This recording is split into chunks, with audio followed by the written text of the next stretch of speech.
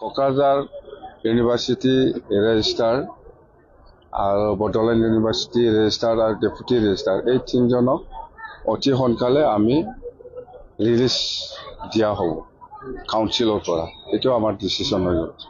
30 তাৰিখ নৱেম্বৰত যিটো ঘটনা ঘটিছিল BTC ছেক্ৰেটাৰিয়েটত, তাক লৈ পেলাই বহুতখিনি এটা বাদ বিবাদ হৈছে। কিন্তু মই বিচাৰিছোঁ এতিয়া যিটো ইনকুৱাৰী কমিশ্যন বহোৱা হ'ল, কমিশ্যনত সকলোবোৰ তথ্য আহক আৰু দোষী ব্যক্তিয়ে শাস্তি পাওক, সেইটোৱে মই বিচাৰোঁ। আৰু ইয়াত আমাৰ সকলোৱে সহযোগিতা কৰক। কিবা এটা ছাত্ৰ আন্দোলন হৈছিল, আৰু মই জনাত এই ছাত্ৰ আন্দোলনত এটা জনগোষ্ঠীৰে নাছিল, প্ৰায় ট্ৰাইবেল জনগোষ্ঠীৰ ছাত্ৰসকলে স্পণ্টেনিয়াছলি নিজৰ পকেটৰ পৰাই পইচা খৰচ কৰি কিবা প্ৰতিবাদ কৰিবলৈ আহিছিল। কিন্তু তাত মানে আমি নিবিচৰাকৈ এইটো হ'ব নালাগিছিল যে এইটো ছেক্ৰেটাৰিয়েটত ভাঙি ছেক্ৰেটাৰিয়েটত গৈ পেলাই অলপমান ভাইলেঞ্চ কৰা হ'ল। তাৰ কাৰণে তদন্ত দিছে, মই ৱেলকাম কৰিছোঁ। দোষীয়ে শাস্তি পাওক। আৰু ইয়াত এটা ল এণ্ড অৰ্ডাৰ বা ছিকিউৰিটি ব্যৱস্থা, কাউন্সিলৰ ছেক্ৰেটাৰিয়েটক যিটো এটা দ্বিতীয় গেটটো ভাঙি পেলাই ভিতৰত সোমোৱা হ'ল, তাত নিৰাপত্তা যিটো ব্যৱস্থা তাৰো এটা প্ৰশ্ন আহি যায়। কেনেকৈ ফাৰ্ষ্ট গেটটো ভাঙি গ'ল, যেনিবা ছেকেণ্ড গেটলৈকে ভাঙি ছেক্ৰেটাৰিয়েটৰ ভিতৰত সোমাবলৈ কেনেকৈ পালে, ইয়াত ইও এটা চাব লগা কথা। দ্বিতীয়তে কি হয় যে এতিয়া যিহেতু কমিশ্যন বহোৱা হ'ল, যে কমিশ্যনে ৰিপৰ্ট নিদিয়া পৰ্যন্ত কোনো একশ্যনে মানে একচেপ্টেবল নহয় একৰ্ডিং টু দি ল'। যিটো ছাবজুডিচ হৈ গ'ল কমিশ্যনৰ, কমিশ্যনে ৰিপৰ্টহে দিব। এতিয়া যে আমাৰ ৰেজিষ্ট্ৰাৰ দুজনৰ ওপৰত এটা অভিযোগ উঠিছে তেওঁলোকে স্পন্সৰ কৰিছে বুলি, সেইটো মই সত্যৰ ভিত্তিত মানে আধাৰিত বুলি মই নাভাবোঁ। কাৰণ ছাত্ৰবিলাকে কম্পাউণ্ডৰ বাহিৰত গৈ আন্দোলন কৰা পৃথিৱীত অকল বড়োলেণ্ড ইউনিভাৰ্চিটি বা কোকৰাঝাৰ কলেজতে হোৱা নাই, পৃথিৱীত এইবিলাক আন্দোলনটো দেখি আছে। তাৰ কাৰণে কোনোবা ৰেজিষ্ট্ৰাৰ প্ৰিন্সিপাল বা ভাইচ চেঞ্চেলৰ দোষী হ'বই নোৱাৰে, কাৰণ তেওঁলোকৰ ৰেছপঞ্চিবিলিটিটো কম্পাউণ্ডৰ ভিতৰত। এতিয়া যদি সঁচাকৈ ৰেজিষ্ট্ৰাৰসকলে তাৰ কাৰণে দোষী হয়, তেতিয়া VC-য়ে কিয় নহয়? কাৰণ ৰেজিষ্ট্ৰাৰৰ ওপৰত VC। আৰু ইউনিভাৰ্চিটি কম্পাউণ্ডৰ ভিতৰত যদি আন্দোলন কৰিব দিছিলে VC-য়ে পাৰ্মিশ্যন দিব লাগিব, ৰেজিষ্ট্ৰাৰে পাৰ্মিশ্যন দিব লাগিব। আৰু ভাইলেঞ্চটো যিহেতু কম্পাউণ্ডৰ ভিতৰত হোৱাই নাই, আজি এই দুজন মানে ৰেজিষ্ট্ৰাৰক যে অব্যাহতি দিয়া হ'ল, এইটো VC-য়ে দুটা ইউনিভাৰ্চিটি VC-য়ে দিছে। তো কিহৰ আধাৰত দিছে মই ক'ব পৰা নাই, কাৰণ প্ৰাথমিক দায়িত্ব হিচাপে VC-বিলাকে উইদিন ইউনিভাৰ্চিটি তদন্ত বহাব পাৰিলেহেঁতেন তেওঁলোকৰ নিজাববীয়া, যদি এনেকৈ হৈছে নেকি।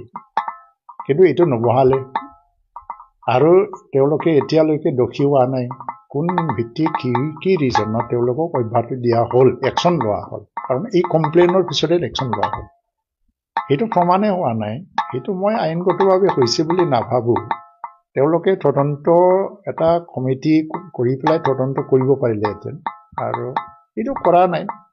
আৰু তেওঁলোকেতো ৰেজিষ্ট্ৰাৰ হোৱা ব্যক্তি হয়, তেওঁলোকে ইয়াৰ পৰা গৈ পেলাই প্ৰিন্সিপাল পষ্টত বহি পেলাই আৰামত থাকিব পাৰে, তেওঁলোকৰ কাৰণে কোনো ক্ষতি নাই।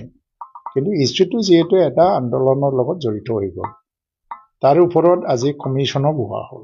কমিশ্যন অহাৰ লগে লগে, নটিফাই হোৱাৰ লগে লগে ছাবজুডিচ হৈ যায় কমিশ্যনৰ আণ্ডাৰত, কোৰ্টৰ আণ্ডাৰত নহয়, কমিশ্যনৰ আণ্ডাৰত।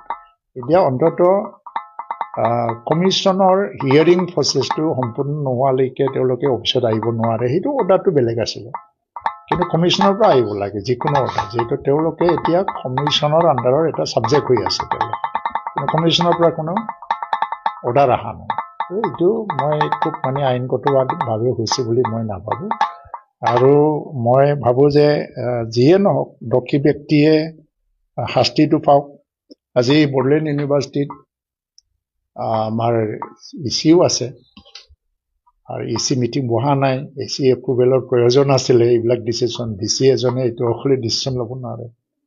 আৰু কোকৰাঝাৰ ইউনিভাৰ্চিটিত EC-য়ে নাই, EC গঠনো হোৱা নাই।